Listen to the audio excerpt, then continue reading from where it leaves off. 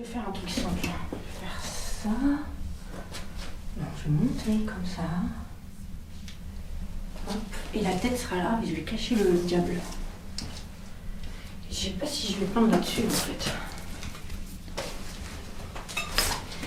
Attends, c'est.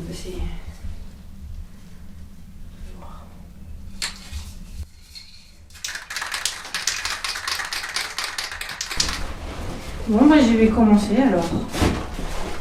Je vais faire un dragon rouge et je travaille beaucoup par tâtonnement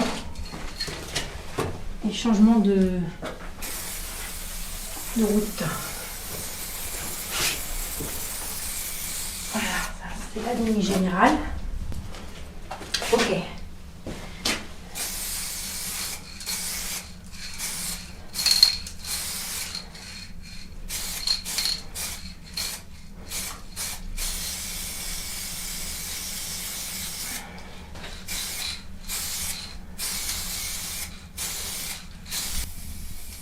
J'ai commencé à dessiner vraiment avec les katas.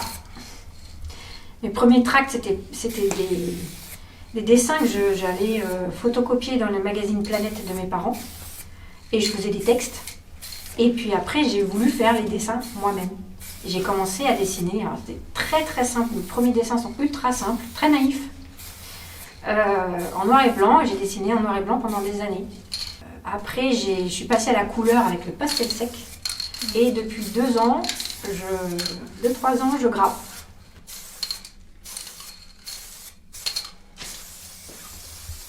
Et en fait, j'ai mis des années à peindre sur les murs, dans les katas, parce que j'étais d'une génération, ouais, les tailleurs, c'est des pollueurs.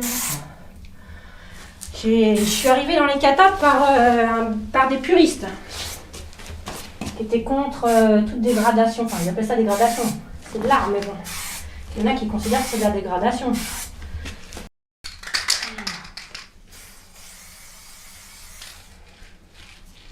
C'est mon atelier, les katas. Mon atelier, il fait 300 km de galerie.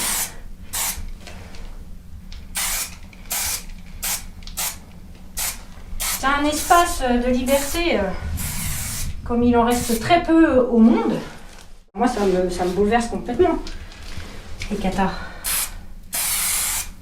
Chaque fois que je viens, je ressors de là, je suis émerveillée, j'ai qu'une envie de revenir.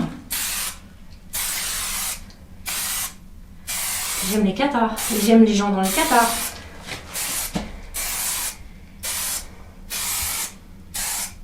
Pas toujours simple, hein. C'est un lieu d'expression profond, donc non, c'est pas toujours propre. Mais je dis, par exemple, quand on voit les tags là, au plafond ou là, eh bien, je me dis que, je dis souvent, l'expression la plus sale a ses raisons propres.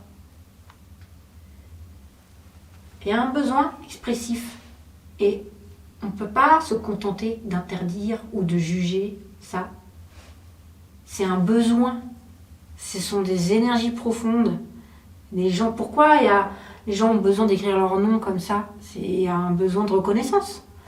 Et tant que la société ne reconnaîtra pas chaque personne comme étant importante, comme étant légitime, comme ayant des besoins légitimes et des choses à dire qui sont légitimes, eh ben ça passera par ailleurs, et ça passera par du crade, du violent, c'est ce qu'on est en train de vivre en ce moment.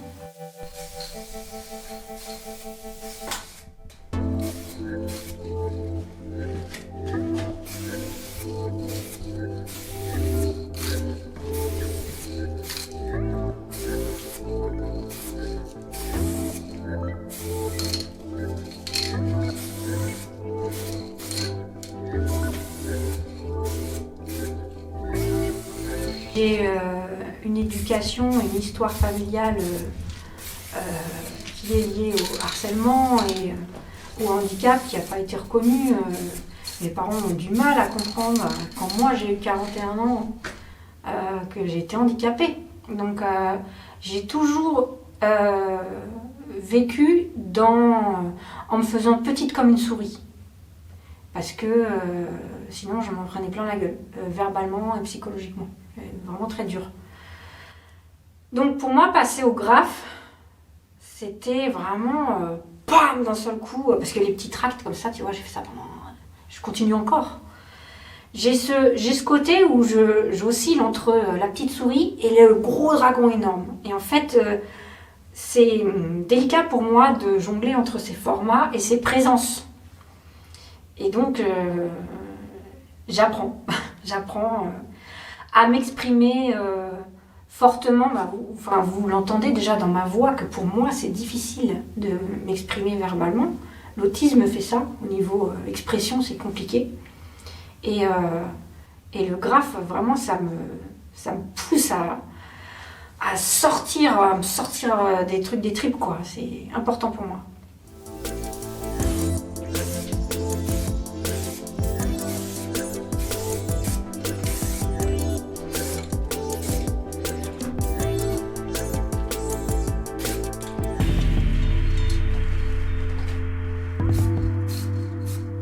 J'ai été mal dans ma vie pendant des années à me plier en 4, en 16 pour faire plaisir à tout le monde. J'ai été très malheureuse, je me suis oubliée et depuis que je me suis mise artiste, je m'assume et quel bonheur quoi. J'ai trouvé un équilibre de vie là, grâce à l'art et au kata et je suis très heureuse de ma vie. Hein. Enfin, je suis très heureuse, très heureuse dans ma vie quoi. Pour l'instant, je m'occupe de ma carrière artistique. Je suis célibataire. J'ai des copains et puis ça suffit. Quand c'est bien amené, on se fait plaisir et ça n'engage à rien de plus. Pas en couple, très bien comme ça. Je dois rien à personne. C'est la liberté. Je fais ce que je veux quand je veux. Je compte à personne. Et je suis très heureuse et je peux subvenir à mes besoins financiers beaucoup mieux que quand j'étais en couple parce que j'étais exploitée par mon copain qui a vécu grassement sur mon dos pendant des années. Et j'osais pas le mettre dehors en me disant j'y arriverai jamais toute seule parce que merci l'éducation. On donne pas confiance aux femmes. On croit toujours qu'elles ont besoin d'un mec. Et depuis que je l'ai viré, j'ai des sous sur mon compte quoi. Ça faisait des années que ça m'était pas arrivé.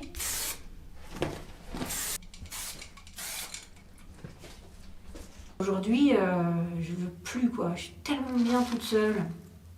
Donc j'ai eu un moment où j'ai dit foutez-moi la paix quoi.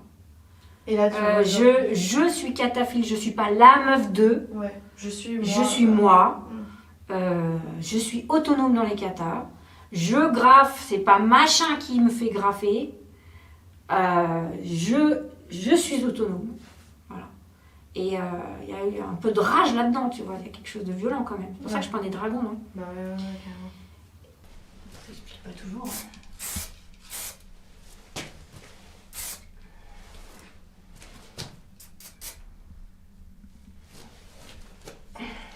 Aujourd'hui, je descends beaucoup toute seule, ouais.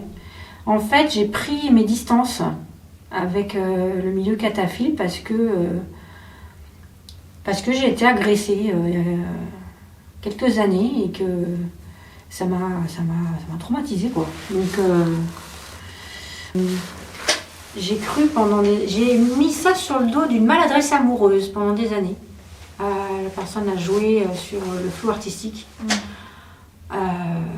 Et à profiter de moi, hein, tout simplement. Et j'ai mis 5 ans et demi à comprendre que c'était une agression, en fait. La personne ne m'aimait pas. Et qu'elle m'avait bien agressée. C'était une agression. Donc, ça met une baffe. Ouais. On tombe de haut. J'ai fini par porter plainte. Sans témoin, une histoire qui date de 5 ans et demi. Ouais, chaud. Il n'y a pas de viol effectif. Il y a eu une agression à laquelle je me suis défendue. Et c'est en cours. Voilà. Ouais. Mais Ouais. Et j'étais au téléphone hier avec une jeune fille qui s'est fait agresser par la même personne aussi. Et je pense que on n'est pas que deux. Donc c'est aussi pour ça que je l'ai fait, parce que c'est pour alerter le milieu cataphile, qu'il y a des personnes qui sont pas correctes. Je me suis dit, je ne vais pas attendre qu'il y ait une nana qui se fasse violer pour dire que j'étais au courant et que j'ai rien dit. Ce gars-là, c'est un modèle pour beaucoup de jeunes, et si lui se tient mal, derrière, t'en as des dizaines de mecs qui se tiennent mal, quoi. Et puis, il n'y a pas besoin d'aller jusqu'au viol pour être traumatisé. Un geste, une parole, c'est... Et du coup, ça s'est installé doucement. C'est pour ça aussi que j'ai voulu mettre un stop. Je me dis, il faut calmer lui, parce que lui, c'est un modèle. Et ça va calmer les autres derrière. Et effectivement, ça a fait du bien. Moi, j'ai toujours été loin, même MeToo, je voulais pas. Parce qu'en fait, ça me remet tellement de choses que c'était violent, quoi. Et puis finalement, avec le temps, je me suis dit, il faut faire quelque chose. T'es paralysé, ta vie est paralysée par ce qui t'est arrivé. Et après, il faut passer le cap, se dire, je suis pas une victime, j'ai le droit de me reconstruire, j'ai le droit d'être heureuse, j'ai le droit d'avancer. Je sais pas si je me remettrai un jour en couple, tu vois, Donc ouais, il y a un trauma. Et ça, c'est personnel.